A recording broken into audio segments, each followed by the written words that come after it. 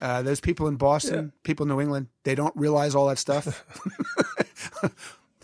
No. Yeah, they're not happy. And I live in New England. Out here. Yeah. Not happy up here. No, I know.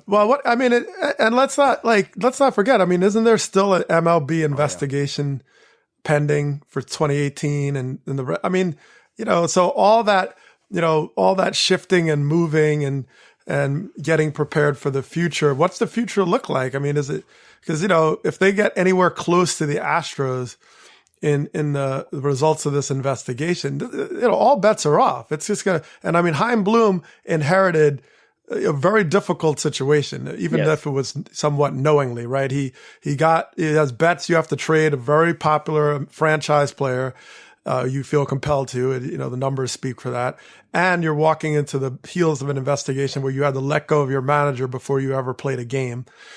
There's still a lot to come that could shake all this up. Right. And Doug, the one thing about the investigation, I want to go back to the article that Evan and I wrote, Evan Drellick and I, about the Red Sox that led to this investigation. What they did, according to our report, is not as egregious as what the Astros did. It's not banging on a garbage can in real time to signal a hitter. It involves a replay room, taking it out to the dugout, getting it to the runner at second base. You had to have a runner at second base, and then that runner relaying it to the batter at home. So from that perspective, it's not as egregious. I wouldn't expect the penalties to be as severe, even though if MLB finds them to be guilty of what we reported, it is coming after the commissioner warned everybody, including the Red Sox, especially the Red Sox, not to do anything of this kind again. But at the same time, even with that, I just don't know that the level of transgression rises to the same level as the Astros. That said, we still don't know what's happening there. We don't know if they're going to lose any draft picks or international money, whatever the case might be. So that might be all the more reason to take a breath and reset. Even if no penalties are issued, there's a reason to do that. If penalties are issued, it probably would say there is more reason to do it right now. Yeah. Well, I'll tell you what we do know. We've taken up way too much of Ken Rosenthal's time. He's the busiest man in showbiz.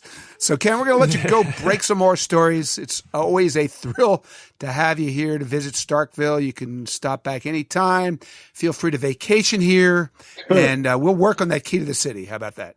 Hey, thanks a lot. Appreciate that. All right. The great Ken Rosenthal. Thanks, buddy. Thanks, guys. Have a good one, man. Thanks. Okay, Doug, here is your second inning question.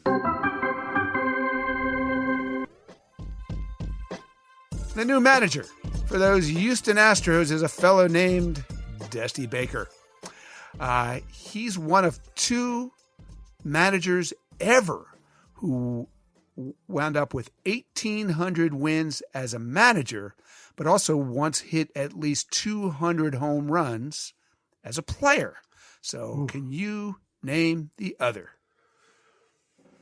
Wow, that's a good one. I like it. Well, I don't know if he won. I don't know if he. No, well, let me throw this one guess out, then you can give me a hint. I don't know if he won this many wins. Probably not. So, but I'll say Frank Robinson. Not enough wins. But like Frank Robinson, the guy who's the answer to the question is in fact a Hall of Famer. Ooh, nice. From that era, let's see. 70s, here's another clue. More as a manager than as a player. Hall of Fame for his managing. Oh, really? Okay. Interesting. But a good player. Joe Torre? Joe Torre is correct. All right. What a job by Doug Glanville after I gave him 17 hits. Yep. 2,300 wins for Joe, 250 homers. So that is the answer. And that brings us to Dusty because, the Astros had to find a new manager in a hurry. And of course, Doug, they went out and found that young sabermetric whiz kid they've been looking for, Dusty. And what a fascinating hire, right? But you know what? I love it. And here's why I love it. They have coaches who can implement any sabermetric game plan that they need implemented. But in Dusty, they are hiring a guy who, to me, is the epitome of credibility. I can't think of a single quality the Astros need right now more than credibility. And I know you played for Dusty, so I'm curious how you think he fits on this team in this moment in time. So when you think about the Astros' very recent history, it's been disastrous. There's no question about it. And so I can see the effort to have a full pendulum swing with someone that you know at his core has always exemplified, ethics, competitiveness, honest play, old school mentality, all the things that sort of embody Dusty Baker. But he was also a manager that was a player's manager, that has been a player's manager, where if you're continuing to double down and stay along track with the core personnel that the Astros have, it's not like they're saying, okay, we're going to get rid of all these guys with sign stealing. They really want to build a future with the personnel that's there. They want to give them a second chance. They want to try to right the ship through the same personnel.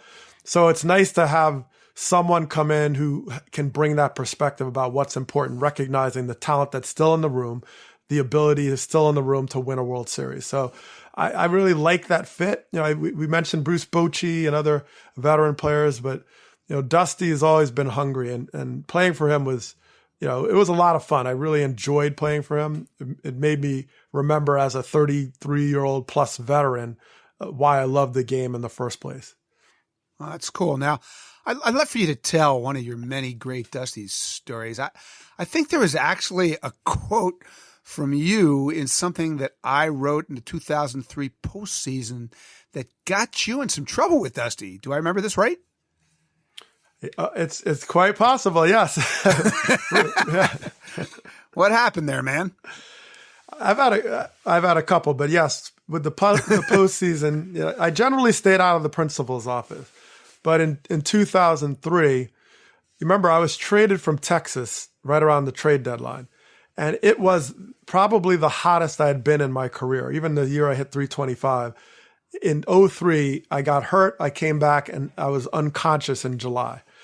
And so I was feeling pretty good. Like I might stay. I might have a chance to kind of, revitalize my career. And I got kind of hit with this trade to Chicago. So I got there and, Dusty, of course, I know, and I knew he was respected and all that, but I wanted to play. And this was a big year for me in free agency, possibly. I didn't know the Cubs, we would go anywhere because we were 2 games over 500 when I got there. So it was one of those things where I don't know where my future lies. So I didn't play much. Kenny Lofton was traded over there. And so I was kind of the platoon guy. And I wasn't really that happy about it. I mean, I was a team player, but I was kind of frustrated, especially with how things went down with the injury earlier in the season. So long story short, Dusty Baker, gets me in. I'm platooning. I'm kind of playing, and I barely make the playoff roster. That was the time he asked me if I could play infield, and I said, "What are you talking about? I hadn't played since Little League." He said, "Let me ask you again. Can you play infield?" I said, "Oh, you mean I have to be an infielder to make this roster? I get it." So I said, "Okay, I guess I can do that." So I became the emergency infielder, and so finally, it was like infield. Yeah, so I would have made like 12 errors in an inning if I got in there. And by the way, in the NLDS, they pinch hit for Alex Gonzalez, the regular shortstop. And I was one injury away from coming into a baseball game at the major league level for the first time in the NLDS. That would have been my first. Oh boy. I mean, so I digress. So Dusty, so I'm, still believing that, okay, I just need an opportunity and I hope contribute to make the playoffs. And then we get to the NLCS in Florida and I got the game-winning hit.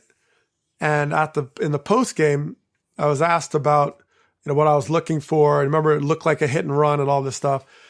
And I was, I hit a fastball. And so I made a comment along the lines of, look, I was always a good fastball hitter. So, and it doesn't matter righty or lefty. I actually hit righties better than lefties. So I was kind of making the point that he was platooning me against lefties, but I could hit righties. And I kind of stated that in a little snarky kind of way.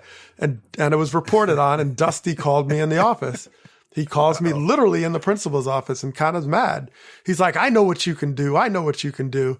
I'm just trying to do and go into hot hand and loft and all that. I know you could play and all that.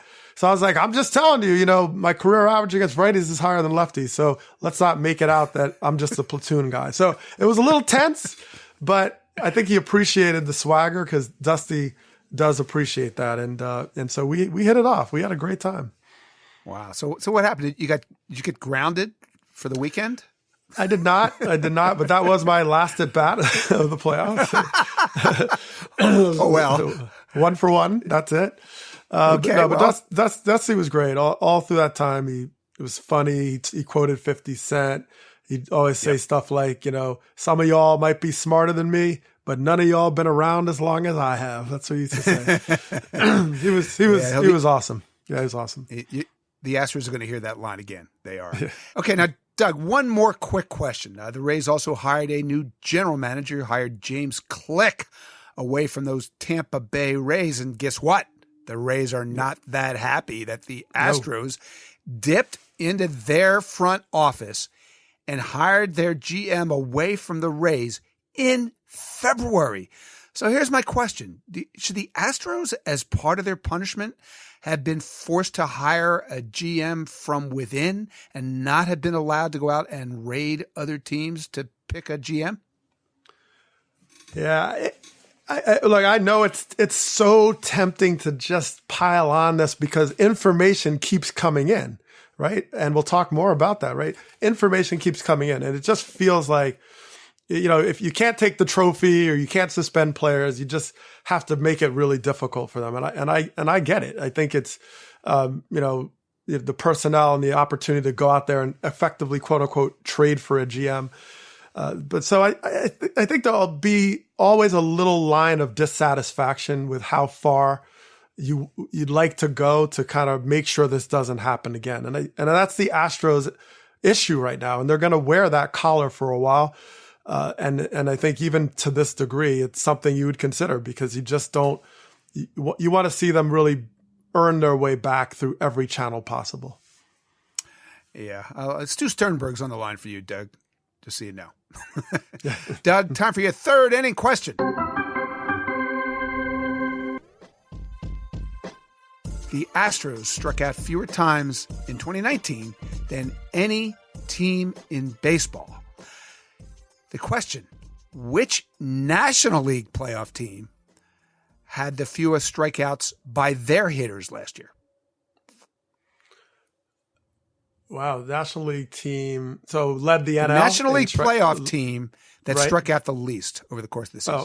Okay, in the course. How about the Nationals, Washington Nationals? That's correct.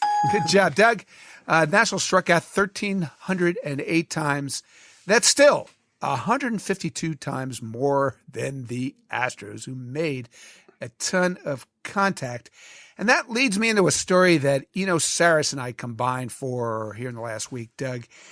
And what we did was we took a deep dive inside the numbers of the 2017 Astros just to sort of see what we came up with, to see if, not necessarily if we could connect the dots between the form of cheating that they employed, banging on those trash cans, and every one of those numbers, but just to see how did their team change. And I'm going to just review with you some of what we found in that story.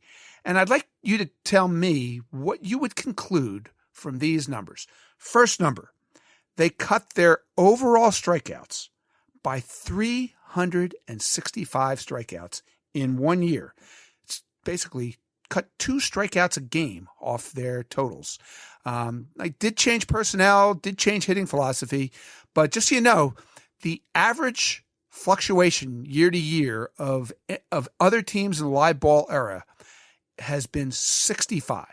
The Astros fluctuation was 365. It's the most that any team ever cut its strikeouts from one full season to the next in the entire live ball era. So, Doug, what would you conclude from that? Oh, wow. It doesn't make any sense. I mean, yes, they did make some personnel moves I don't think you could possibly explain that kind of number. It just jumps out at you. I think this sort of exercise makes me think of, if you're like a financial